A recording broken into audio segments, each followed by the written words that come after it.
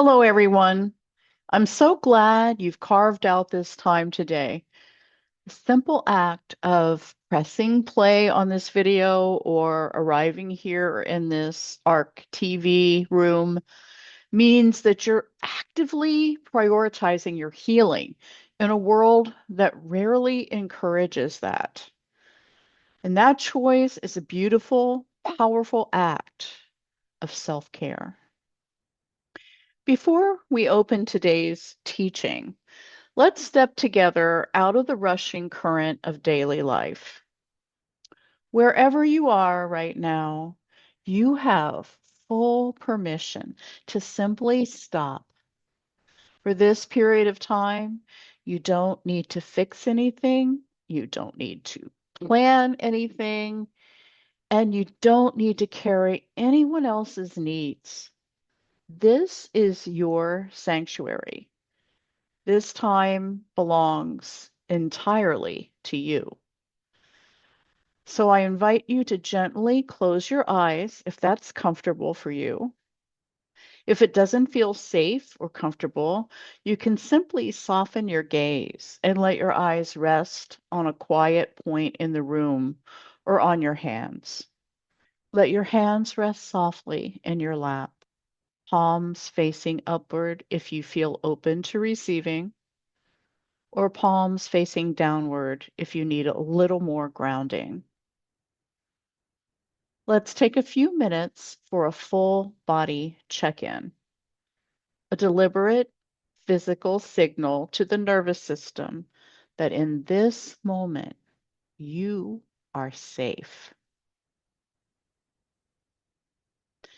Together, let's take a deep, slow breath in through your nose, drawing the air down into your diaphragm, letting your stomach expand like a balloon, and exhale completely through your mouth with a soft, audible sigh.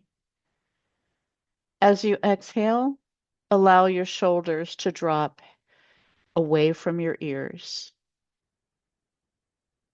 Again, draw in a deep, nourishing breath, gathering any tension, any hurry, any frustration that followed you here into this space, and then exhale.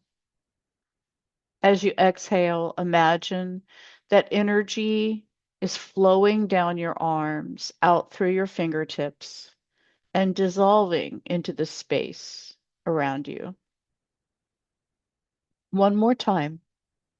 The deepest, most intentional breath you've taken all day. Hold gently at the top for a brief moment, and then slowly exhale. Now let the breath return to its own natural rhythm. Bring your awareness to the top of your head. Allow the tiny muscles in your forehead to soften and smooth. Unclench your jaw. Let your tongue fall away from the roof of your mouth.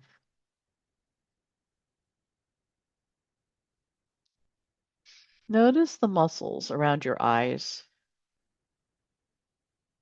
They don't have to stay on high alert.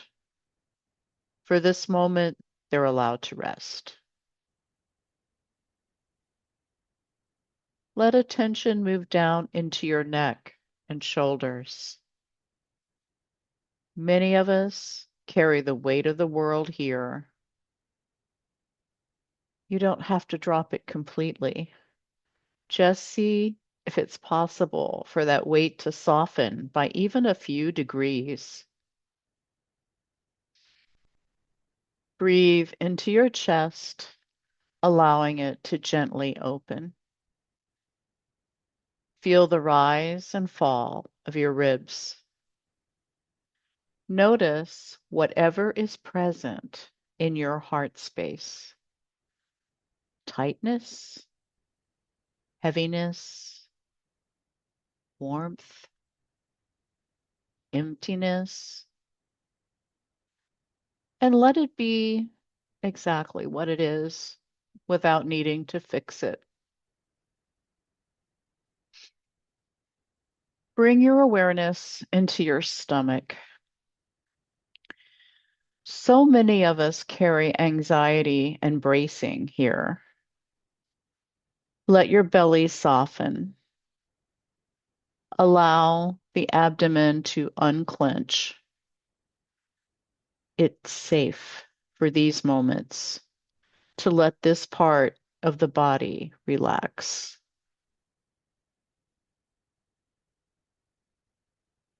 Now, notice your hips and lower back. Feel the support of the chair, the couch, or any surface beneath you. You don't have to hold yourself up. Let the furniture or the floor carry your weight.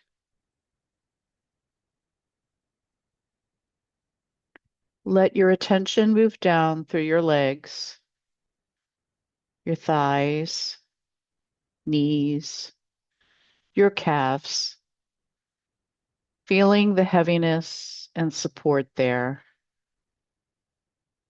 And finally, bring your awareness all the way to your feet.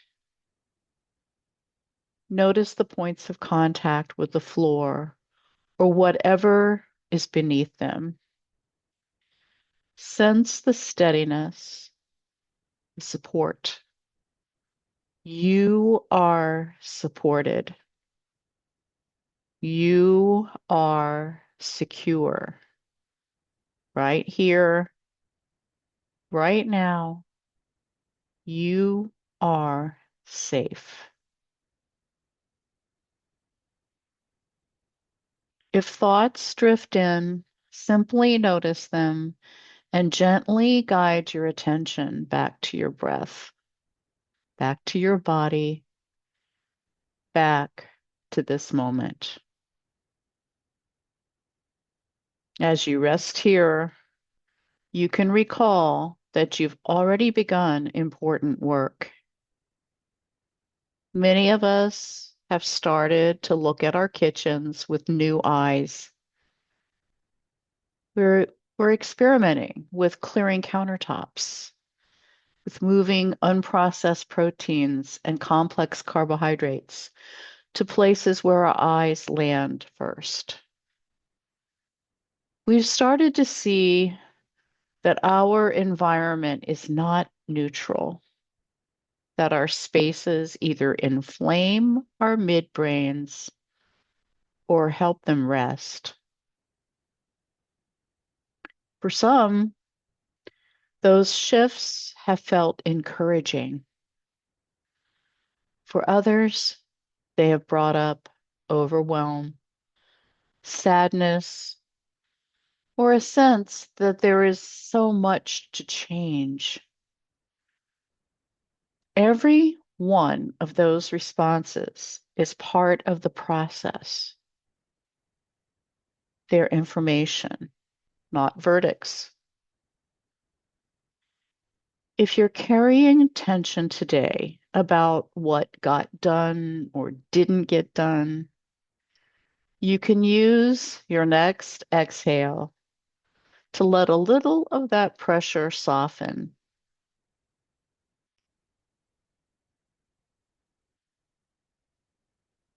In this community, we operate with data and compassion. We're aiming for progress, not perfection. Your brain and your body are not on trial here. They are being supported. When you feel ready, gently open your eyes and return to the room. Today, we're going deeper into one of the most challenging parts of this journey, what it means to heal in spaces that we share with other people. Most of us don't live inside a perfectly controlled environment. We share our homes with spouses, partners, children, roommates, extended family, or caregivers. Every person in that home has their own story with food, their own coping patterns, their own level of awareness about the engineered food environment. As a community, we're making a courageous decision to heal. We're learning how our midbrains have been hijacked for years or decades. We're learning that repeated exposure to highly processed starches, sugars, and fats keep craving pathways inflamed and exhaust the frontal lobe.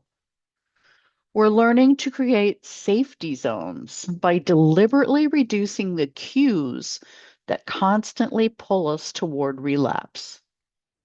And at the same time, many of the people we live with are still fully immersed in mainstream patterns. They're still surrounded by advertising, convenience choices, and cultural norms that normalize disease and dismiss its causes. They genuinely may not know what we now know. Because of this gap in understanding, it's very common for loved ones, without meaning to harm us, to bring powerful triggers right back into the spaces we're trying to make safe. We might carefully clear a counter, rearrange a pantry, and feel a rare moment of calm in the kitchen, and then watch as someone we love walks in with a brightly colored bag, sits down at the island, opens it, and begins to eat. At that moment, two strong forces hit the nervous system. First, craving is triggered.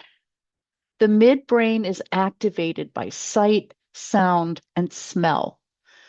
Years of conditioning wake up quickly. Craving chemistry is released long before we have a chance to think through a plan. Second, stress is triggered.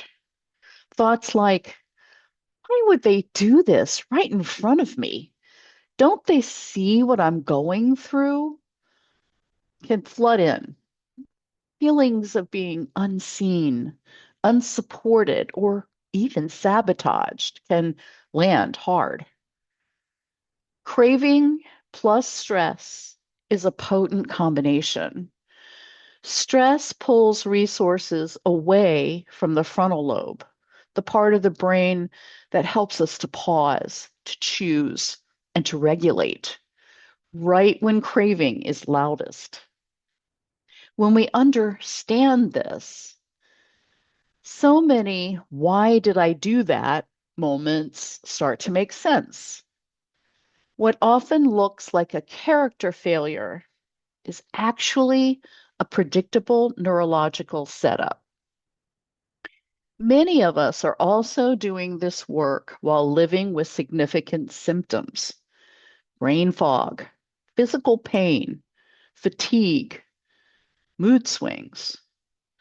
On those days, just feeding ourselves, just attending a session, just getting through basic tasks is a full-time job.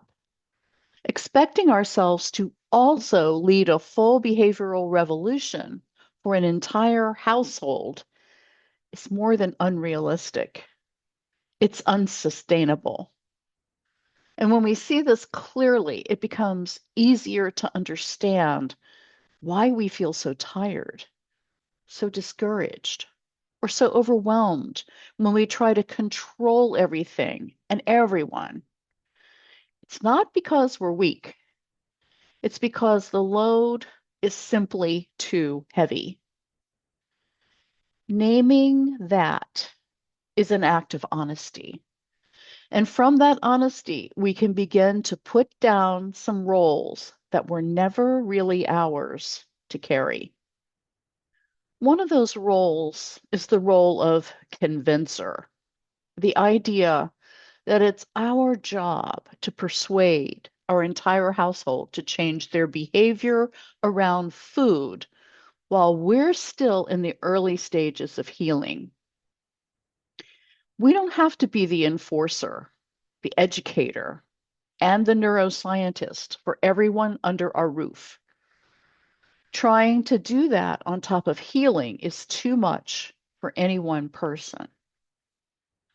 Part of why this role is so exhausting is that it rarely works the way we hope. In our culture, food is never just food.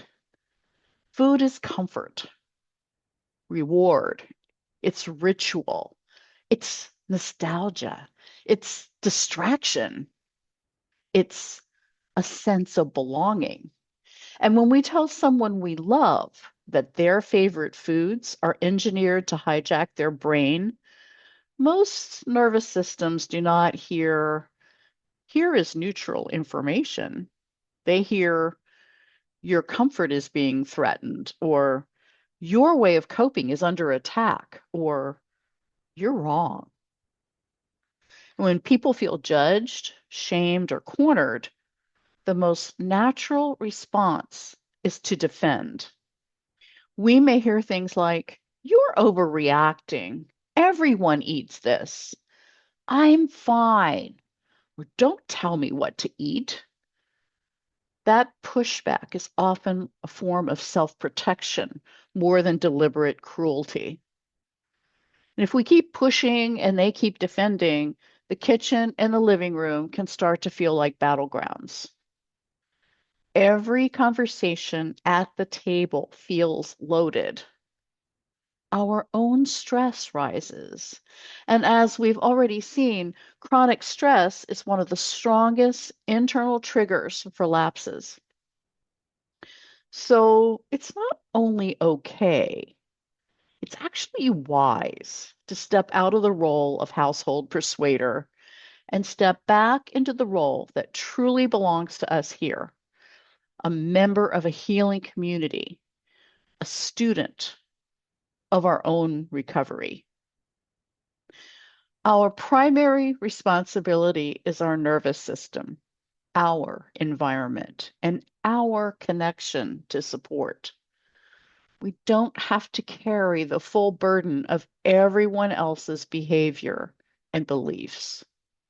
One of the reasons the ARC ecosystem exists is so that none of us has to do this alone. We don't have to be the main source of science and guidance in our homes. We can let the community speak. A gentle, powerful way to do this is through inclusive passive exposure. Inclusive means no one is singled out as the problem. Everyone is welcome to listen or not at their own pace. Passive exposure means the information is present in the environment without direct confrontation. In practice, this might look like logging into ARC TV and placing the device on the counter while we prepare a meal.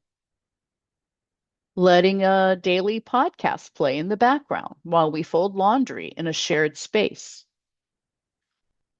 Listening to a session on speaker while riding in the car with a family member or caregiver. In those moments, the people we live with hear new ideas. They hear stories and science, but they're not being directly told what to do. We're not pausing the video to say, did you hear that? That's what I've been trying to tell you. We're simply allowing a different conversation to exist in the home. They may hear calm, grounded voices explaining how the engineered food environment affects the brain. They may catch parts of stories about brain fog lifting or joint pain easing, metabolic markers changing. They may hear that people just like them have seen profound changes by removing certain inputs from their daily lives. Because the message is coming from a wider community rather than just from us in the heat of a family moment, it can bypass some of the automatic defensiveness. There is no argument to win or lose. There's just repeated contact with a new way of understanding. And over time, small shifts can begin to appear. A partner might ask, what did they mean by that part about cravings? A teenager who claimed not to be listening might reference something they heard. A caregiver might quietly choose a different product at the store because something stuck. We don't have to control the pace of these changes. Our work is to keep showing up for our own healing and keep allowing the community's voice into our shared spaces when it feels appropriate, and to let the science and the stories do the heavy lifting. For many of us, caregivers are central to this work. Some of us rely on others to shop for groceries, prepare meals, manage medications, or decide which media is playing in the home. When that's true, our caregivers' understanding isn't a side issue, it's part of our core treatment plan. Unprocessed proteins and complex carbohydrates can support our metabolic healing. Gentle, consistent engagement with calm, supportive content can help soothe and rewire our craving pathways. But these tools only work if caregivers know why they matter and are willing to offer them. Without that understanding, caregivers may keep buying highly processed grains and manufactured dairy because they're convinced they're convenient or they're familiar or they're cheaper. They may continue to serve foods that actively inflame the pathways we're working so hard to calm without realizing the impact. They may turn on loud, chaotic television or media, not recognizing how deeply that agitates an already stressed nervous system. This is often not intentional harm. It's simply what they've been taught and what they know. Inviting caregivers into the ARC environment can reshape this. Sometimes this sounds like, this program explains what's going on in my body in a way that really helps me. Would you be willing to watch this short video with me? Sometimes it's as simple as having ARC TV on while they prepare meals or do tasks nearby, allowing them to absorb the information at their own pace. As caregivers begin to see that these aren't diet preferences, but brain and body level interventions, their choices can begin to change. They may realize that bringing home whole, unprocessed foods is an act of medical support, not a luxury. They may recognize that choosing calmer, more regulated content instead of stressful media is part of stabilizing our nervous systems rather than an optional extra. For some members of this community, caregiver understanding can be the difference between staying trapped in an illness maintaining environment and finally living in a space that supports remission. It's worth our creativity and intentionality. And at the same time, we need to tell the truth that not every household member or caregiver will be willing to engage with this, at least not right away. Some may refuse to listen. Some may cling tightly to their current habits, especially if those habits have been their primary comfort for a long time. Some may minimize or mock the changes that we're trying to make, not because they don't care, but because our healing asks questions of their own patterns. When that's our reality, the grief is real, the anger is real, the loneliness is real. There's nothing wrong with us for feeling those things.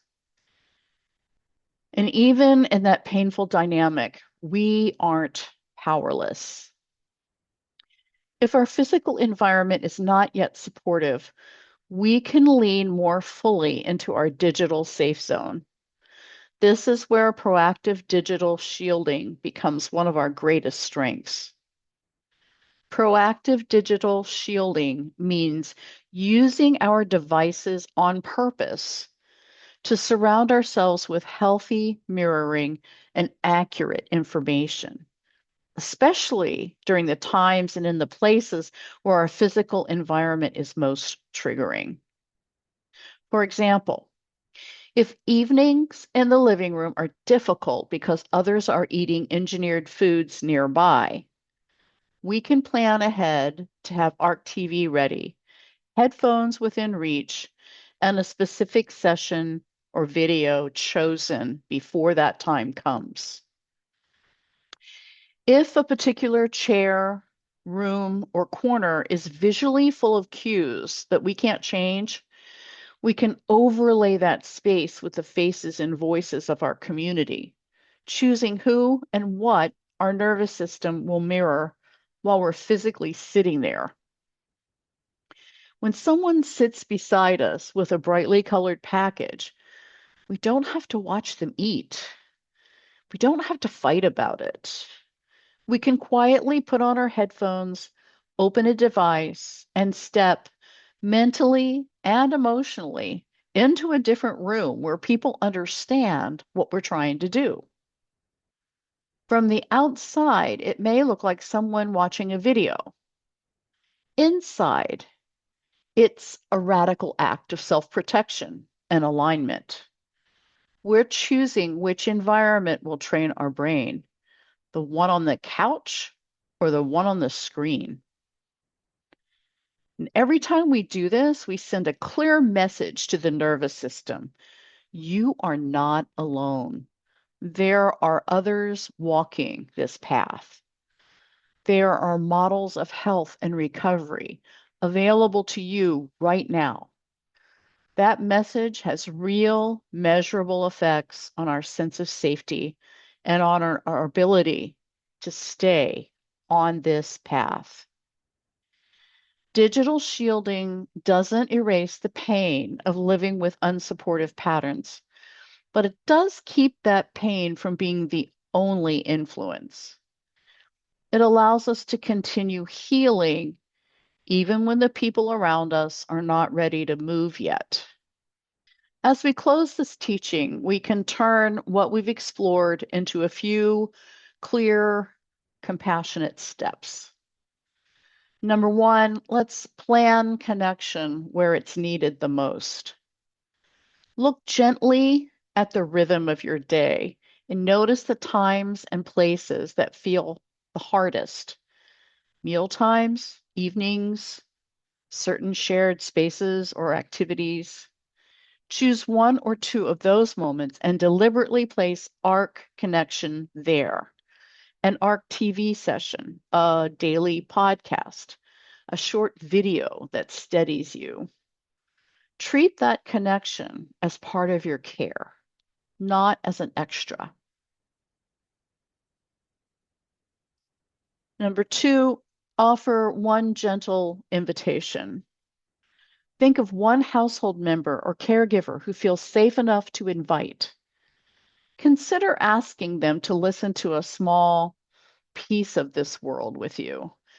10 or 15 minutes of a video or a talk that feels especially clear. The invitation can sound something like, I've been learning some really interesting science about how the food environment affects the brain. I'd love for you to hear this one part with me and then let the community do the talking. There's no need to check whether they got it or to turn it into a debate. Number three, use inclusive passive exposure where direct invitations aren't possible. Let sessions play in shared spaces when it feels okay, while you cook, while you fold laundry, or when you're resting. Allow others to overhear without pressure. Simply let a different conversation exist in the home. And number four, reflect on boundaries and freedom. When you have a quiet moment, you might sit with this reflection. If the people I live with choose not to understand my journey right now, how can I lovingly release the need to convince them? How will I use the art community to protect my own safe zone, even if that means putting my headphones on in the same room? And you might also explore, where am I still holding responsibility for other people's choices? What does it look like practically to honor my healing, even if I'm the only one in the house making those changes right now? There is no correct answer. There's only honesty, gentleness, and space for what's true for you. Before we finish, let's take a few moments to let everything we've explored today settle into the body. I invite you to find a comfortable position if you haven't already, and let your hands rest wherever they feel most at ease, on your lap, by your sides, or gently folded together. If it feels safe, you can close your eyes. If not, you can simply soften your gaze and let your eyes rest on one quiet point in the room. Let's begin with one slow, gentle breath together. Breathing in through the nose, letting the chest and belly expand, and a long, easy exhale through the mouth.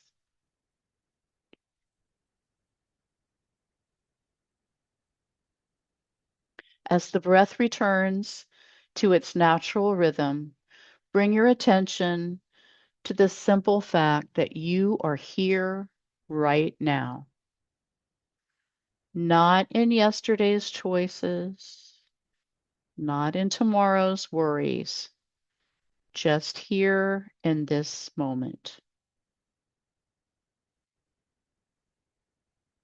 You might notice the contact points of your body, the weight of your hips on the chair, your feet on the floor, the way your back is supported. Let your body lean just a little more fully into that support. We've spent this time talking about our households, our environments, and the people we share life with. For a moment, let's gently turn toward ourselves with that same care. If it helps, you can place one hand on your chest and maybe one hand on your abdomen. Feel the warmth of your own touch. Feel the movement of each breath beneath your hands. Silently, you might say to yourself, I am learning. I am allowed to be in process. I don't have to carry this alone. Notice how those words land in your body. If they feel distant, That's okay. If they feel true, that's okay too. The practice is simply to offer them. Now, bring to mind one thing from this session that felt supportive. It might be an idea, a phrase, a sense of being understood, or just the feeling of not being alone. Let that one thing become the focus for a moment, as if you're turning up the volume. Allow yourself to imagine carrying that one supportive thread with you into the rest of your day, into your kitchen, your living room, your conversations. You don't have to remember every detail. That one thread is enough. Let's take two more slow breaths together. Breathing in, feeling the body expand, and breathing out, allowing the body to soften. And again, breathing in and breathing out. When you feel ready, you can gently wiggle your fingers and your toes and maybe roll your shoulders and slowly open your eyes, letting the room come back into focus. Thank you for being here for this teaching. Thank you for doing this work in real homes with real families, real histories, and real complexity. We're not practicing this in a lab. We're practicing it in kitchens and living rooms and bedrooms where life is messy and layered. You're not doing that work alone. Each time you show up to learn, each time you shift one item, extend one invitation, choose to plug into ARC TV instead of engaging in a painful argument, you're strengthening your protective shield. You're stepping out of patterns that were never designed for your well-being and slowly building environments, physical and digital, that reflect the kind of care your nervous system has always deserved.